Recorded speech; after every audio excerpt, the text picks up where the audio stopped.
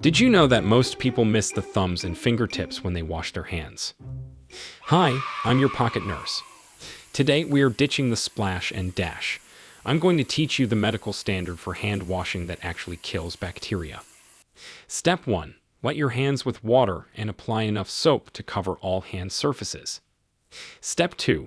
Rub your hands palm to palm. This is the easy part everyone knows. Step 3. Right palm over left dorsum with interlaced fingers, and then vice versa. This cleans between the fingers where germs love to hide. Step 4. Palm to palm with fingers interlaced. Really get in there. Step 5. Backs of fingers to opposing palms with fingers interlocked. We call this the monkey grip in nursing school. Step 6.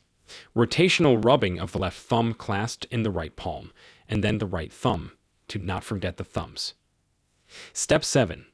Rotational rubbing, backwards and forwards, with clasped fingers of the right hand in the left palm.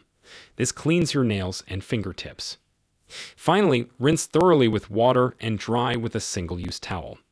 Use the towel to turn off the faucet so you don't recontaminate your hands. Now your hands are safe. Subscribe for more medical tips explained simply.